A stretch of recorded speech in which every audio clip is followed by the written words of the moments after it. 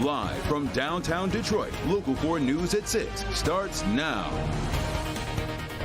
Small town politics taking a controversial turn due to some disappearing campaign signs downriver. Thanks, everybody, for being with us here at 6. I'm Karen Drew, in for Kimberly Gill. And I'm Devin Skillian. Troy Cox is running for mayor of Rockwood. He says his campaign signs have been disappearing. Sean Lay is live with who the former police officer believes is behind that and what he's doing about it. Sean. You hit the nail on the head there. Troy Cox is a former retired 25-year veteran of the police force. He noticed his signs were going missing, campaign signs for mayor there, so he basically did his own surveillance and moved in to make a bust. Why would you want to do this? Why do you want to be mayor? I've talked to a lot of residents, including ourselves, and there needs to be change in the city. Troy Cox says there is no doubt that Rockwood is a great place to live, to raise kids. He and his wife have 4. He's running for mayor on issues like fixing the streets and getting businesses to move in. Cox has 25 years in as a law enforcement officer, and a recent exchange with a man kind of looks like police body camera video. You took my signs and now I'm going to make a police report. Cox caught a person taking his campaign signs, and that is illegal. Doesn't matter. It's not your property. The candidate filed this police report. Local police conducted a full investigation. I filmed him. I put the signs up Friday. I filmed him. He came out 20 minutes later, removed my signs, and were taking them back up to his door when I pulled up. I'm paying for signs for my campaign, and they've become up missing at 2 specific apartment complexes. Your first try at this, are you surprised that all of a sudden things are happening politically? In a small town, I am. A small town where everyone knows everyone, including police who passed the case on to MSP due to a conflict of interest. Small town politics. Small town politics. Did you think that was going to happen when you ran? No, I really didn't. What do you think now that it is happening? I think it can happen anywhere. Don't take my stuff down. Bottom line, don't take the stuff down. Troy Cox points out it is illegal to mess with and take campaign signs. He says it's been happening around. So he's filed that police report, Devin. But again, it's been passed on to MSP. He doesn't know where it's going to go at this point, but he's keeping an eye on those signs. Back to you. Yeah. All right, Sean.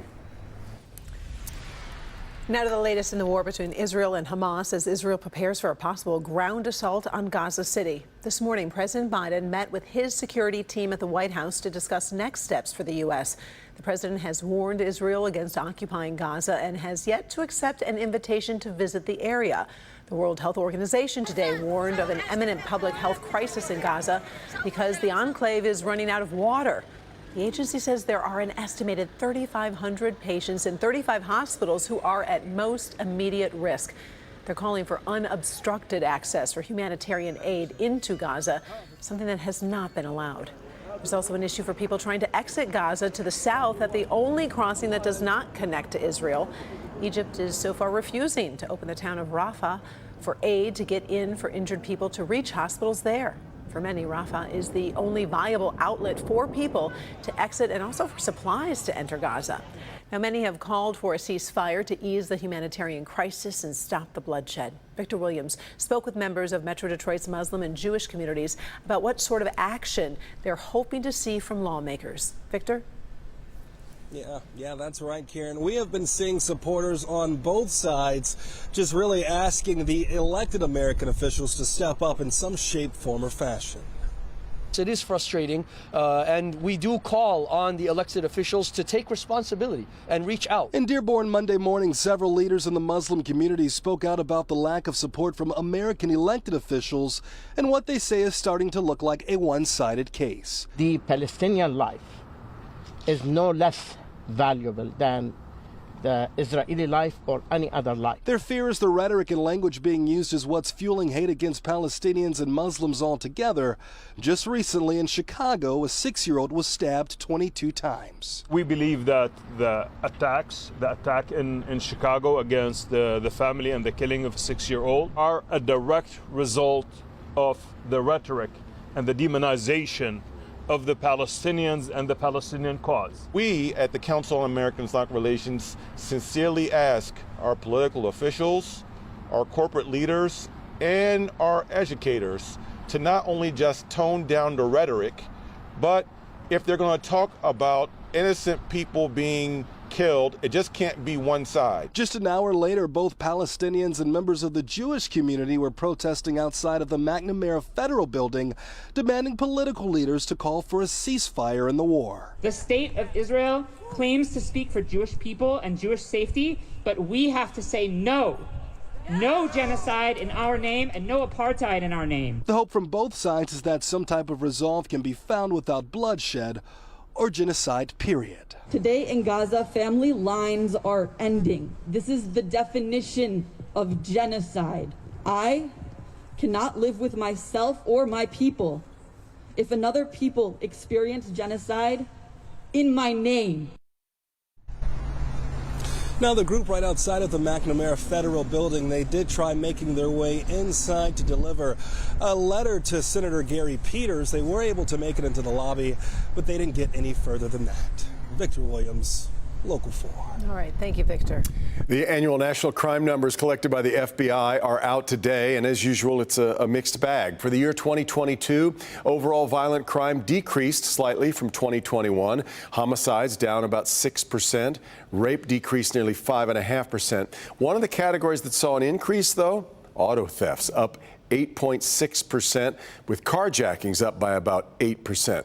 In terms of gun crimes, firearms were used in about 80% of murders and manslaughters. That's a jump by about 0.5%. But children are increasingly becoming the victims of gun crimes, with 2022 seeing a nearly 12% increase in juveniles killed by gun violence, and about a 10.5% increase in juveniles who survived despite being shot. Now, on a more positive note, more police departments around the country are sending in crime data, about 1,500 more than in 2021. The FBI says the 2022 crime data represents about 93% of the U.S. population. Ford Chairman Bill Ford Jr. tonight is asking the UAW for a quick end to the month-long strike. In his first public statement since the strike began, Ford said the strike is hurting Ford's ability to compete in the years to come. He also believes he and his company are being mischaracterized by UAW President Shawn Fain. Yeah, our business editor Rob Maloney live tonight with more on Bill Ford's remarks, the union reaction, and a look at the strike's economic impact, which keeps growing, Rod. Yeah, Devin, you know, the Anderson Economic Group has been tracking this since the beginning, and they have some rather grim numbers that talk about the impact of this strike on the industry and also as its ripple effect on the state of Michigan here. And Bill Ford knows these numbers all too well, and it probably played into him coming out and speaking as he did today. It is the bargain picketers make. Take hourly losses now, walking out on strike, hoping for that big payday later. The Anderson Economic Group tonight saying that the original equipment makers lost direct wages of up to $359 million. The Detroit Three took a massive hit, $3.5 billion. Suppliers getting hard hit too, just under $3 billion in losses. And finally, dealers and customers, more than $1 billion in losses. In all, nearly $8 billion in industry losses as of last Thursday. Knowing this, Ford Chairman Bill Ford Jr. said today, "We can stop this now. And I call on my great UAW colleagues, some of whom I've known for decades. Many are close personal friends. We need to come together to bring an end to this acrimonious round of talks." At the Michigan Assembly plant, line workers like Nicole Colvin, a 20-year line veteran, aren't terribly concerned with what Bill Ford's thinking at this point. Everybody wants to get settled quickly, but we also want what's fair to us. We are the ones that comes in here up to 10 hours every single day, sometimes 7 days a week. We want what's fair to us.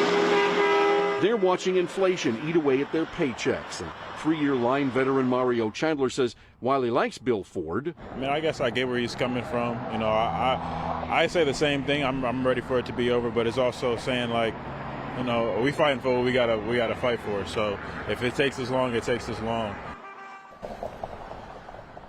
And in the meantime, you know, responding to the UAW rhetoric is the order of the day. General Motors tonight just put out all of its numbers of its most recent economic proposal. Highly unusual, but we have all of those numbers for you if you want to get a look at them on clickondetroit.com. We have a full page dedicated just to the UAW strike. Devin, back to you.